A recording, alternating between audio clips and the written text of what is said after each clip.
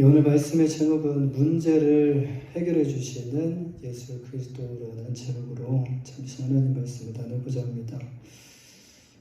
지금 이 예화는요, 이 가스펠 헤럴드지에 게재되었던 이야기인데요. 한 남자의 이름이 세실이라는 남자의 이름입니다. 그 세실이라는 이름을 가진 한 남자가 어느 날 그의 그 사랑하는 어린 딸의 방으로 가게 됩니다. 그 딸은 기다리고 있었던 것처럼 눈을 반짝이면서 어떤 사람이 그녀에게 준 그 아름다운 구슬 상자를 아버지께 보여줍니다. 그런데 뜻밖에도 아버지는요, 그 구슬이 아주 예쁘다고 이렇게 감탄을 하고 나서는 이렇게 말을 해요. 그렇지만 얘야, 그것을 그 불 속에 던져버려라 라고 말을 합니다. 그 어린 소녀는요, 그 아빠의 말에 이해할 수도 없고 이것을 어떻게 해야 되나 고민하다가 잠시 이렇게 방황하고 이렇게 망설였는데, 그것은 이제 그 소녀에게 굉장한 시험이었어요. 이것을 버려야 되나, 이것을 그냥 킵해야 되나. 그런데 딸에게 아버지는 계속 말합니다. 내게 강요는 하지 않겠다. 너에게 아끼겠다. 이유는 말하지 않을 것이니 내가 나를 믿는다면 그렇게 해라 라고 말을 합니다. 이 어린 소녀는요, 고심 끝에 결국 그 아빠의 말씀에 순종하는 것을 선택을 했고, 그 상자를 이제 불 속에 던져 넣게 됩니다. 그리고 그 일 후에, 이제 며칠 후에 어느 날 아버지가 그 딸이 오랫동안 갖고 싶었던 그 훨씬 더 이전에 가지고 있었던 그 구슬보다도 훨씬 더 아름다운 구슬 상자를 그녀에게 주게 됩니다. 그리고 아빠는 딸에게 이렇게 말을 해요. 내 딸아, 내가 이렇게 한 것은 내가 하늘에 계신 아버지를 신뢰하도록 가르치기 위함이었다. 너의 인생에 있어서 하나님은 여러 차례 내가 이유를 모르는 가운데 포기하고 버릴 것을 요구하실 것이다. 그때 내가 나를 믿었듯이 하나님을 믿는다면 너는 언제나 그것이 최선임을 알게 될 것이다 라고 말을 해줍니다. 이 딸이 아빠의 마음을 모르는 것과 같이 우리 또한 하나님의 그 마음을 다 알지 못합니다. 하나님을 아는 지식이 부족해요. 하나님은 전지전능하시기 때문에 우리가 하나님을 다 안다라는 것은 불가능합니다. 하나님을 아는 지식이 부족하기 때문에 하나님께 순종하는 것이 어떻게 보면 우리에게 있어서 이것이 손해가 되는 것처럼 보일 때가 참 많아요. 이걸 포기하면, 이걸 버리게 되면 이후에 나에게 찾아올 그 손해를 우리가 또 생각을 하게 되죠. 근데 그 손해가 굉장히 큰 것처럼 보이게 됩니다. 그런데 여러분, 하나님은 어떤 분이시죠? 하나님, 여러분이 믿고 계시는 하나님은 어떤 분이시죠? 여러분이 들으셨던 하나님은 어떤 분이시죠? 하나님은 우리가 가진 것보다 이 세상의 사람들이 또 가진 그 어떤 재물보다도 그 모든 것을 다 합친 것보다 더 많은 것을 가지고 계신 분이 하나님이셔요. 하나님은 이 땅의 모든 만물을 창조하신 유일무이하신 하나님이셔요. 우리는 이것을 누군가를 통해서 전해 들은 이야기가 아닙니다. 그 전해 들은 이야기도 그 사람이 어디서 들은 또 얘기겠지만, 근데 결국은요, 이것은 성경에 기록된 살아있는 하나님의 말씀이에요. 그런데 우리는 어떻게 하죠? 하나님을 우리의 머리에서 지시하는 대로 믿어요. 하나님을 하나님 그대로 믿는 것이 아니라 우리의 머리에서 지시하는 대로 하나님을 믿고, 또 우리의 머리에서 받아들이지 않으면요, 그 하나님을 또 불신해 버리게 돼요. 만약 우리에게도요, 오늘 이 본문 말씀과 같이 이런 정말 당황스러운 상황이 우리에게 전개된다면, 과연 우리는 예수님께 어떤 반응을 보였을까? 나라면 우리가 믿는 믿음은 어떤 믿음일까요? 우리는 말씀을 들을 때 나하고 이제 직접적으로 연관해서 이 말씀을 듣기보다 우리는 말씀을 들을 때 제3자의 입장에 서서 말씀을 듣는 경우가 굉장히 많습니다.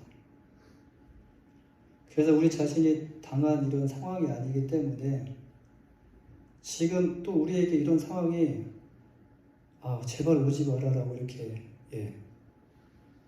이렇게 우리가 거부를 하는 당황한 상황이 아니기 때문에 지금 오늘 본문에서 일어나는 이 엄청난 사건을 그 맹인이 태어날 때부터 눈이 안 보였는데 지금 눈이 떠졌습니다. 근데 이 엄청난 사건을 가볍게 생각하고 가볍게 믿는 그런 믿음을 우리가 가지고 있지 않는가.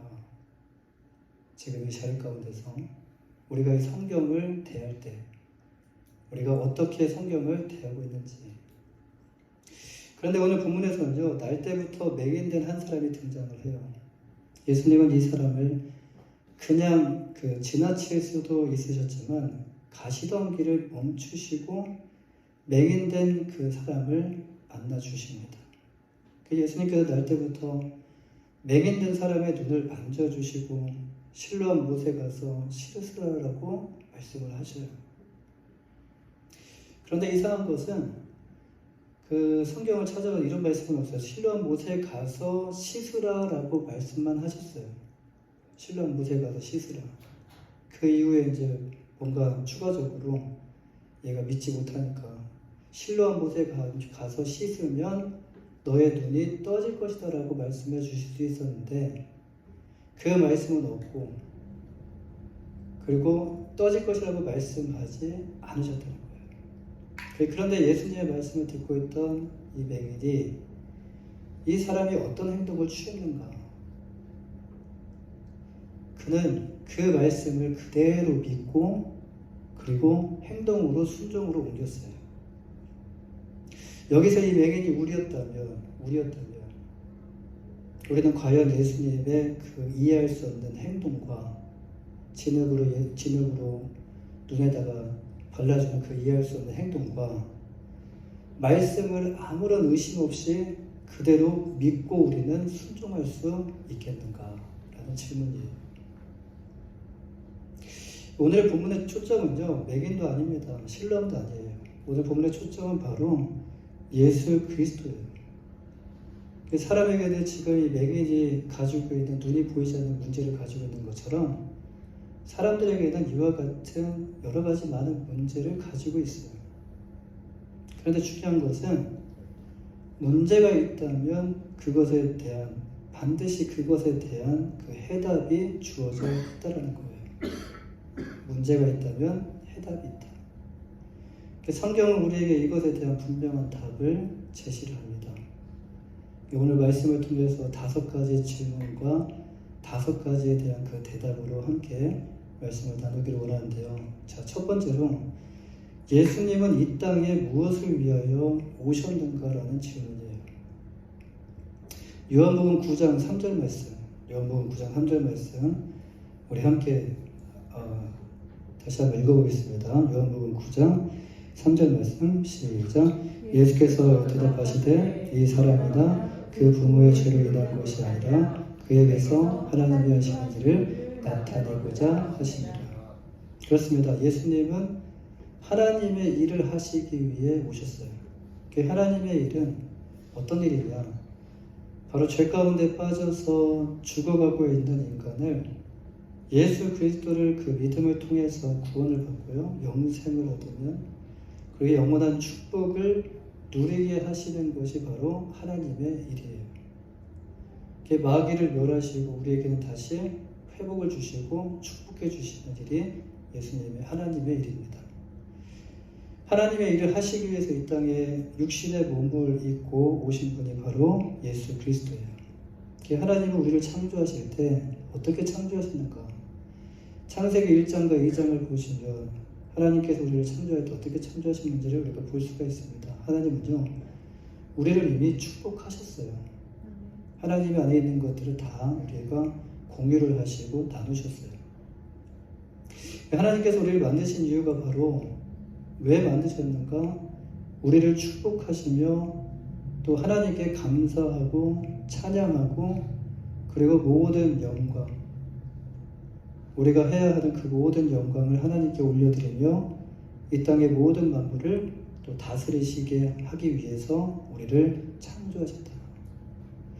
이것은 제가 말씀드리는 것이 아니라 여러분 성경에 기록된 말씀을 그대로 말씀을 드리는 거예요. 그런데 마귀가 여러분 우리 사이에 마귀가 들어왔어요. 하나님과 우리 사이에 마귀가 들어왔어요. 그 어떤 사람이 개입을 한 게 아니라 영적인 그 거짓의 아비 마귀가 하나님과 우리 사이에 들어왔다는 거예요. 마귀가 하나님의 모든 창조 질서를 깨트립니다. 처음으로 깨트린 게 인간과 하나님과의 관계를 깨트려 버리잖아요. 마귀로 인해 하나님을 찬양하고, 이거는 부자연스러운 일이 아니에요. 자연스러운 일이었어요. 하나님을 찬양하고 감사하고 하나님께 모든 영광을 돌렸던 인간이 이제 하나님을 찬양하지 않아요.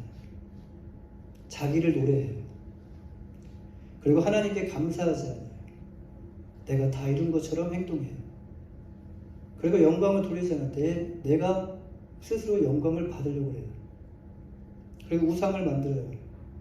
하나님을 예배해야 될 그 사람이 하나님을 예배하지 않고 우상을 만들어서 우상을 절하게 만들고 자기 자신에게 영광을 돌리고 반역하고 불평하고 시기하고 미워하게 사단이 우리를 그렇게 만들었다는 거예요. 예수님이 오신 목적을 우리는 다시 한번 기억을 해야 되는데, 예수님이 왜 오셨는가? 우리가 아니라 마귀의 모든 일들을 멸하시기 위해 예수님께서 오셨다. 그리고 인간을 다시 살리시고, 그 회복 불가능한 인간을 다시 살리시고 구원하시고 영원한 축복을 누리게 하는 것이 바로 하나님의 일이고, 그 일을 위해 예수님께서 이 땅에 육신의 몸을 입고 오셨다라는 말씀이에요. 요한복음 8장 44절 말씀에 너희는 너희 아비 마귀에게서 났으니 너희 아비의 욕심대로 너희도 행하고자 하느니라. 요한일서 2장 16절 말씀에는 이는 세상에 있는 모든 것이 육신의 정욕과 안목의 정욕과 이생의 자랑이니 다 아버지께로부터 온 것이 아니요 세상으로부터 온 것이다. 무엇이요? 육신의 정욕과 안목의 정욕과 이생의 자랑. 지금 우리가 세상이 추구하고 있는 것들. 근데 이 세상도 그 정욕도 지나간다는 거예요. 근데 오직 하나님의 뜻을 행하는 자는 영원히 거하리라. 이 세상도 그 정욕도 모두 영원하지 않고 지나갑니다. 우리가 붙잡고 있었던 그 영원할 것만 같았던 그 모든 것들이 다 지나간다는 거예요. 그래서 우리는 이 세상에 속지 마셔야 돼요. 세상은 우리에게 올바른 말을 하는 것처럼 보이지만 정말 요즘은 말을 잘해야 되는 시대예요. 그리고 말을 잘할 뿐만이 아니라 말을 빨리 해야 되는 시대예요.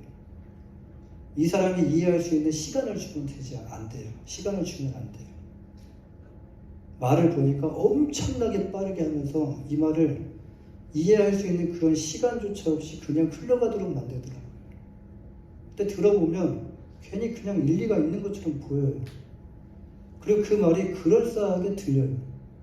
저 사람 말 잘하네. 저 사람 아는 지식이 많네. 저 사람 대단하네. 근데 거기에 눌리는 거예요.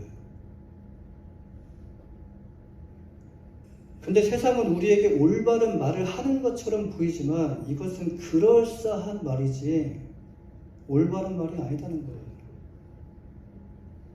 세상은 양의 탈을 쓴 늑대와 같이 우리를 지금 속이고 있습니다. 하나님의 뜻을 행하는 자만이 영원히 하나님과 함께할 수 있다라는 거예요. 할렐루야. 사기꾼이 어떻게 사기칩니까? 우리가 생각할 수 있는 시간을 줍니까? 아니요. 속사포로 말을 빠르게 해요. 그게 거짓의 아비 마귀라는 거예요. 요한복음 3장 8절 말씀에 죄를 짓는 자는요 마귀에게 속하나니 마귀는 처음부터 범죄합니다. 하나님의 아들이 나타나신 것은 마귀의 일을 멸하려 하심이라. 우리가 죄를 짓고 싶어서 죄를 짓는 것이 아니라 마귀에게 지금 속아서 마귀의 유혹에 넘어가서 죄의 덫에 걸리게 된 것이에요. 그리고 마귀는 쏙 빠져요. 그리고 네가 책임지라고 그래요. 마귀는 우리의 약점을 잘 알고 있습니다. 그 약점을 살살 건드리면 우리가 죄 지을 것이라는 것도 잘 알고 있어요. 그리고 마귀는 하나님이 하지 않은 것처럼 교묘하게 빠져나가고요. 인간들에게 온갖 더러운 것들을 다 뒤집어 씌웁니다. 이것이 마귀의 관계예요. 우리는 절대로 그 마귀의 관계에 속아서는 안 됩니다. 우리는 예수 그리스도를 믿고 하나님 편에 항상 서 있어야 될 줄 믿습니다. 두 번째로 그렇다면 우리는 누구인가? 예수님께서 오신 이유가 무엇이었는가? 두 번째로 우리는 누구이고 우리 안에는 무엇으로 가득 차 있는가라는 질문이에요. 요한복음 9장 1절 말씀. 우리 요한복음 9장 1절 말씀을 함께 읽어보겠습니다. 시작. 예수께서 길을 가실 때에 보시는지라. 오늘 본문에 누가 나오죠? 맹인이라는 한 사람이 나와요. 성경에 이것을 왜 기록한 것일까? 성경에 음란한 여자, 가늠한 여자들을 또 왜 기록한 것일까? 아무런 이유 없이 성경은 기록하지 않습니다. 이유 없이 기록된 것은 없다라는 거예요. 맹인은 앞을 보지 못합니다. 오늘 본문에 등장한 이 맹인을 통해서 우리는 무엇을 발견할 수 있냐? 이것이 바로 지금 현재의 우리의 모습일 수도 있고 우리 과거의 모습이었을 수도 있습니다. 우리는 어떤 문제를 가지고 있습니까? 지금 이 맹인과 같은 눈을 보지 못하는 그런 문제는 아니지만 영적으로 볼 수 없는 맹인의 그 문제를 가지고 있다는 거예요. 영적으로 무엇을 보지 못하죠? 영적인 문제를 보지 못하는 것이에요. 영적인 문제. 주변에 우리가 보여지는 것들은 다 육적인 문제고 우리가 볼 수 없는 문제, 영적인 문제, 그 보이는 문제만이 지금 우리 주변에 일어나는 일들만이 다가 아니에요. 그 문제가 다가 아닙니다. 우리 안에는 보이지 않는 문제가 있어요. 그런데 우리는 그 문제를 볼 수가 없어요. 우리 안에는 영적인 눈이 떠지지 않으면 그 문제를 볼 수도 없고요. 그 문제에 또한 해답도 우리가 찾을 수 없다는 거예요. 우리는 무엇이 문제인지 몰라요. 모르고 그냥 삶을 살아가는 거예요. 그 문제를 풀기 위해서 이것도 해보고 저것도 다 해봅니다. 그런데 해결되지 않습니다. 더 꼬여갑니다. 그렇다면 왜 안 보이는 것일까? 오늘 본문에서 예수님은 맹인의 죄도 부모의 죄도 아니다라고 말씀을 하시면서 지금 이 맹인이 하나님의 일을 위한 것이고 하나님의 영광을 위한 것이다라고 말씀을 하셔요. 사람들은 이런 경우에 죄가 많아서 벌을 받는다라고 생각을 하는 거예요. 저거 태어날 때부터 맹인인데 저것은 저 사람의 죄일 수도 있고 저희 부모의 죄일 수도 있다. 이렇게 생각을 하는 거예요. 왜 그렇습니까? 그래서 무언가 좋지 않은 일이 생기면요. 자기가 무엇을 잘못했는지 생각하면서 죄책감에 빠지는 경우가 참 많아요. 뭔가 막 풀리지 않다는 거, 뭔가 막 큰 일이 생겼어요. 근데 모든 것을 사람들은 죄로 연결시키는데 이렇게 죄 때문이 아닌 경우도 있다는 거예요. 근데 이것은 드물어요. 근데 사람들은 무슨 일이 생기면 왜 죄와 연관지어 생각하는 것일까요? 여러분, 이것은 죄로부터 자유롭고 싶지만 우리 모두는 난 죄가 없습니다. 나는 죄인이 아닙니다라고 말을 하고 싶지만 우리 모두는 죄로부터 자유로울 수 없다라는 증거가 바로 여기에 있어요. 죄에 대한 증거가 다른 곳에 멀리 있는 것이 아닙니다. 바로 우리 자신이 우리 안에서 우리의 양심이 소리를 치고 있어요. 너는 죄인이다라는 소리를 치고 있어요. 우리 자신이 우리가 죄인이라는 증거를 지금 우리의 삶을 통해서, 상황을 통해서 우리에게 보여주고 있습니다. 우리는 이 문제를 해결하기 위해서 노력합니다. 그런데 영적인 노력이 아니라 육체적인 노력을 하고 있다는 거예요. 그 육체적인 노력을 통해서 땀을 흘려요. 열심히 하고 땀을 흘리면 기분이 좋죠. 그리고 이거를 위해서 뭔가 몸을 힘들게 하면서 고통스럽게 하면 뭔가 해결된 것처럼 또 느껴져요. 이 문제가 해결되는 것처럼 생각을 합니다. 해결될 것처럼 생각을 해요. 그래서 고행을 해요. 그런데 해결됩니까? 해결되는 것처럼 보일 뿐이지 우리는 그것은 우리를 더 옥죄고 더 고통스럽게 만든다는 거예요. 해결되는 것처럼 보였지만 며칠 지나고 나니까 또 그래요. 만약 오늘 몸을 힘들게 한 것이 숫자로 표현할 때 10이었다면 내일이나 다음 주에 여러분 10을 하겠습니까? 10 이상을 하겠죠. 10 하니까 안 되네. 그러면 11을 해야지. 그러면 12를 해야지. 몸을 더 고통스럽게 해야지 하면서 이렇게 더 우리를 더 몸을 고통스럽게 한다는 거예요.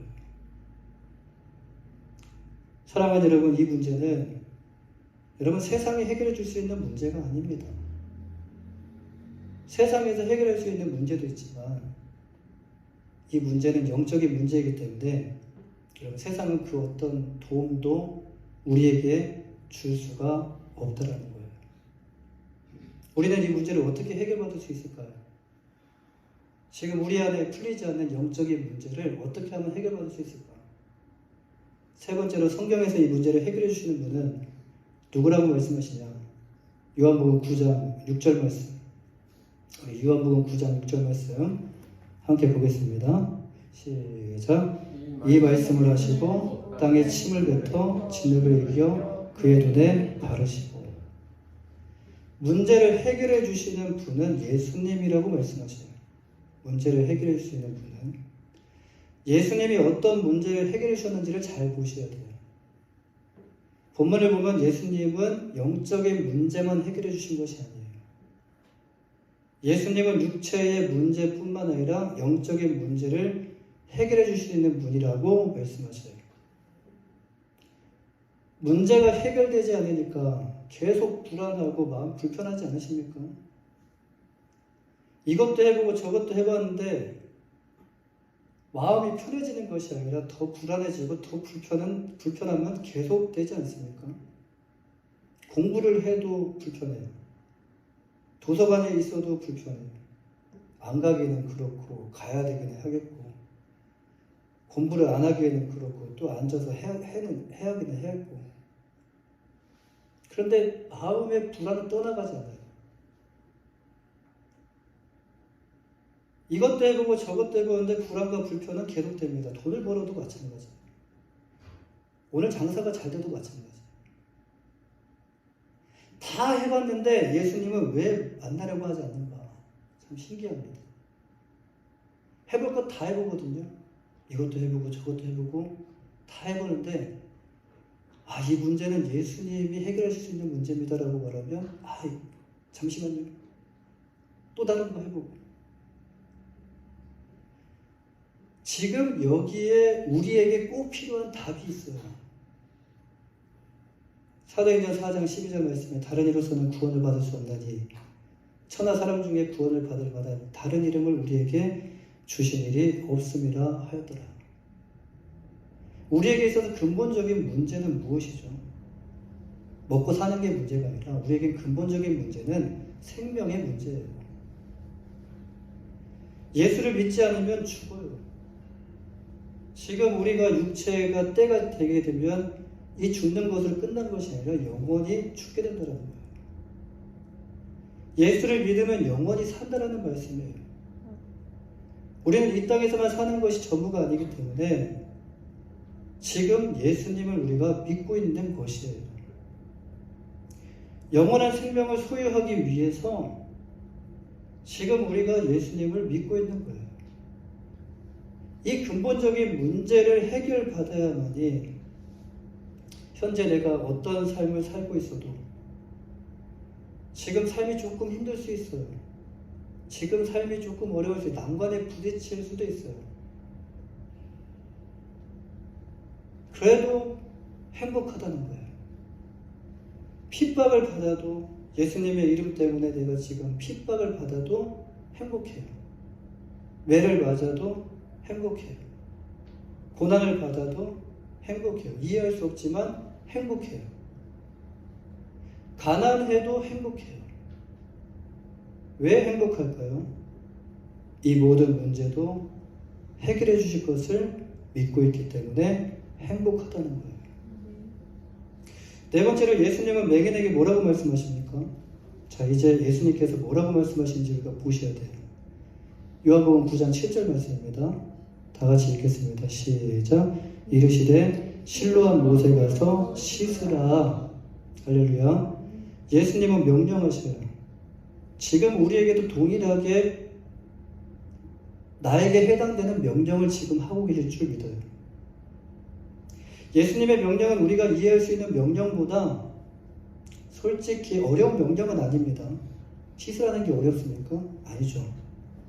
어려운 명령은 아니지만 이해가 안 되는 명령을 하시는 경우가 더 많다는 거예요. 너무 쉽죠. 가서 씻으라는 것이 돈 들어가는 것도 아니잖아요. 그렇죠? 실로암 못에 가서 씻으라고 명령을 하셔요. 그 명령만 하셔요. 이 말씀을 하시기 전에 예수님은 맹인에게 어떤 행동을 하셨죠? 먼저 땅에 침을 뱉어서 진흙을 만들어서 그의 눈에 발라 주셨어요. 그리고 하신다는 말씀이 뭐예요? 실로암 못에 가서 씻으라. 예수님의 명령이 이해가 가십니까? 우리의 생각으로는 이해할 수 없는 말씀이에요. 그런데 실로암 못에 가서 씻으면 눈이 떠질 것이다 라고 또 말씀하는 것이 아니에요. 그냥 간단하게 가서 씻으라. 그런데 이 맹인의 행동이 더 놀랍습니다. 이 맹인의 행동이 더 놀라워요. 이 맹인은 묻지도 않고 따지도 않습니다. 불평하지도 않습니다. 눈이 떠질지 그 자리에 가가지고 내가 씻어서 눈이 떠질지 떠지지 않을지 모르는데도 예수님께서 말씀하신 대로 순종하고 실로암 못에 가서 씻게 돼요. 그 이후에 놀라운 일이 일어나죠. 그의 눈이 떠졌어요. 할렐루야. 그의 눈이 떠졌어요. 하나님께서 우리에게 요구하시는 것이 무엇이죠? 하나님께서 우리에게 요구하시는 것이 무엇이죠? 믿음에 대한 요구가 뭐예요? 믿음에 대한 요구는 순종이에요. 믿느냐? 그러면 이대로 해봐. 하나님께서 우리에게 요구하시는 것을 우리가 순종하는 것을 요구하실 때 우리가 솔직히 성경을 보시면 우리가 솔직히 이해하며 순종할 수 있는 것보다 이해하지 못하는 것에 대해서 순종하는 것이 참 많다. 참 많다라는 것을 성경을 통해서 우리는 볼 수가 있어요. 아브라함이 나였다고 한번 생각해 보십시오. 그리고 모세가 나였다고 한번 생각해 보세요. 내가 모세였다면, 내가 아브라함이었다면, 내가 이삭이었다면, 요셉이었다면 어떤 마음이 들었을까? 이해하지 못하는 거에 대해서 순종하라는 것이 참 많아요. 그런데 그 자리에서 이해하고 순종하면 늦어요. 또한 이해하고 순종하면 여러분 순종이 아닙니다. 순종은 이해할 수 없는 상황에 대해서 묻지도 않고 따지지도 않고 하나님 말씀대로 그대로 가는 것이 순종이에요. 이 말씀에 동의하십니까? 네. 만약 지금 우리에게 주어진 상황 가운데서 순종하지 못하면 이보다 더한 상황에서도 우리는 순종할 수 없어요. 그 작은 것 순종을 못 하는데, 이해할 수는, 정말 이해하기는 힘든 거지만 하는 거는 그렇게 어렵지 않아요. 그러니까 그 작은 거에 우리가 순종하지 못하는데 어떻게 우리가 더한 상황이 우리에게 닥쳐왔을 때 하나님 말씀에 순종할 수 있겠는가? 성경은 이해할 수 없는 상황에서 순종했던 경우가 참 많습니다. 마지막으로 하나님은 우리가 하나님 말씀에 어떻게 반응하기를 원하시는지, 마지막으로 요한복음 9장 11절 말씀, 요한복음 9장 11절 말씀 함께 읽어보겠습니다. 시작. 대답하되 예수라 하는 그 사람이 진흙을 이겨 내 눈에 바르고 나더러 실로암에 가서 씻으라 하기에 가서 씻었더니 보게 되었더라. 누구의 간증이죠? 맹인의 간증이에요. 이거는 경험한 사람만 할 수 있다는 거예요. 예수님의 말씀에 순종했던 맹인은 순종한 이후에도 맹인이었습니까? 아니요. 이제 더 이상 그는 맹인이 아니었어요. 예수님의 말씀에 순종했을 때 그대로 이루어졌어요. 다른 사람은 아직도 이해를 못해요. 얘가 그 사람인지 그 사람이 아닐 수 있다라고 계속 그렇게 말을 하고 있어요. 성경에 순종했을 때 그대로 이루어지지 않는 경우는 없었어요. 할렐루야. 순종했을 때 그대로 이루어지지 않는 경우는 없었다는 거예요. 반드시 하나님께서 우리를 축복해 주신다고 말씀으로 우리에게 약속을 해 주셨어요. 약속했던 가나안을 이스라엘 백성에게 그냥 주신 것이 아니에요. 그들에게도 믿음의 테스트가 있었어요. 그 안에 살고 있던 족속들과 또 싸워야만 했다는 것을 우리는 기억해야 됩니다. 싸움은 힘들죠. 그래도 약속의 땅, 젖과 꿀이 흐르는 땅을 정복하기 위해서는 어떻게 해야 됐다고요? 싸워야 했다는 거예요. 우리의 인생도 마찬가지입니다. 하나님께서 우리를 축복해 주시겠다는 약속을 믿는다면, 우리에게 주신 그 약속의 말씀을 믿는다면 이 세상과 우리는 싸울 준비가 되어 있어야 되고, 그리고 싸우셔야 돼요. 그리고 이겨야 됩니다. 반드시 우리에게 승리를 주셔요. 우리가 어려운 싸움이라면 하나님이 피할 길을 주셔요. 그러나 반드시 하나님은 우리에게 승리를 주셔요. 그 말씀이 왜 우리는 믿습니까? 예수님께서 이미 부활로 승리하셨기 때문에. 그 말씀을 믿기 때문에 우리 또한 승리할 것을 우리는 믿어요. 할렐루야. 이해가 안 되는 상황 속에서도 순종하며 우리가 전진해 나갈 때 반드시 우리에게 약속하신 축복이 우리에게 이루어질 줄 믿습니다. 오늘 말씀이 지난주에도 왔고 지지난주에도 왔던 그런 그냥 또 흘러가는 그런 날이 아니고 말씀이 아니라 여러분에게 이 말씀이 도전의 메시지가 되기를 주님의 이름으로 간절히 축원합니다. 기도하겠습니다.